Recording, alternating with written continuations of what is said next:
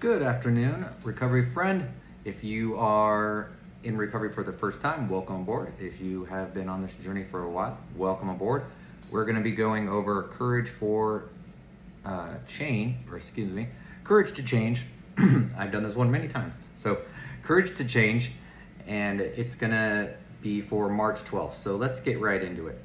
What does another person's mood, tone of voice, or state of inebriation have to do with my course of action? Nothing, unless I decide otherwise. For example, I have learned that arguing with somebody who is intoxicated is like beating my head against a brick wall. Yet, until recently, I would always dive right into the arguments because that was what the other person seemed to want. In Al-Anon, I discovered that I don't have to react just because I have been provoked, and I don't have to take harsh words to heart.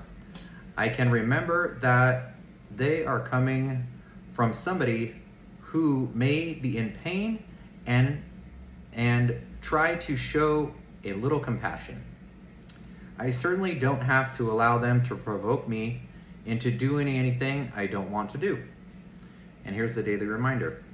Detachment with love means that I stop depending upon what others do, say, or feel to determine my own well-being or to make my decisions. When faced with other people's destructive attitudes and behaviors, I could love their best and never fear their worst.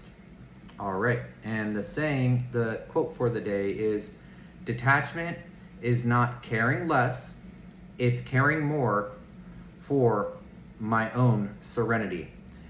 Yeah, I like that. It's not that I don't love other people, it's not that I don't care for other people, it's that I love myself, I love my own relationship with God, and those things I protect, and they're important to protect.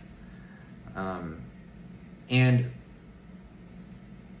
if you have an active alcoholic in your life, and it's something that's a daily thing, which if you have an alcoholic or an addict, it's really tough to deal with on a daily basis. It could be it's exhausting, it's scary, when I was living with my father, who is an alcoholic, still drinking, when I was living with him, I actually appreciated when he was drinking more than when he was not drinking, because it wasn't alcohol that turned him into a monster. He was already a monster. He was already restless, irritable, discontent, just angry, on edge, yelling, screaming, cussing, putting me down. When he didn't have any alcohol in his system. I always find it funny when people talk about, oh yeah, when my husband or wife drinks, or somebody drinks, it turns them into a monster. They're like a horrible person. It's like a whole nother person.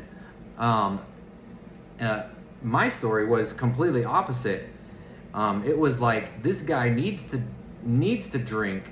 However, he was still a monster when he was drinking. However, it was the only thing that soothed him a little, and took a little bit of his attention away from bullying my siblings and my mom. So whenever I hear stuff like this, it makes me think about those times. And in the Big Book of Alcoholics Anonymous, it says, perhaps these people were sick. And would we treat a sick friend with contempt and hatred and bitterness? Probably not. If we had somebody that was really ill, we would probably treat him with a lot of compassion. So it's true. People that are addicted or alcoholic, addict, they have a disease, and we could have compassion for that. Does that mean it breaks down my boundaries? And does that mean I have to be walked on, or I have to change my life because of it? Absolutely not. I choose not to deal with that anymore. I choose not to be around people that are drinking and using anymore. It's not something I like to be around. I have a strong boundary, and I live a normal life where people have their parties and their celebrations and stuff, and I get invited, and sometimes I go, and when I see people not being temperate, it still puts me on edge, and I can't wait to leave. I can't wait to be away from that stuff, because I know that alcoholic road, that addiction road, is a dead end. Not only is it a dead end, it's a bumpy ride and a hellish ride to that dead end. So I'd rather not be a part of it, and at the same time not have a bad attitude. You know what? Go ahead, go have your fun, go do your thing, enjoy your life, do what you want to do. That's your choice. I'm just gonna choose a different route based on my own experience and things that I've learned that I don't like, and things that I don't want to be around, and that's my choice, and it's up to your own informed mind to come to the conclusion whether you can, and if you can't get out of a relationship and you can't get away from somebody, I'm sorry to hear that. There are lots of emergency numbers and hotlines to call online. Just Google them. Use AI now to find them, or go to a recovery meeting and see what resources are out there. However, if you can, also prepare for an exit. Get an exit strategy, and sometimes that takes putting money away, preparing a bag, finding a place to live, and sometimes it does mean taking a financial hit and not living at the same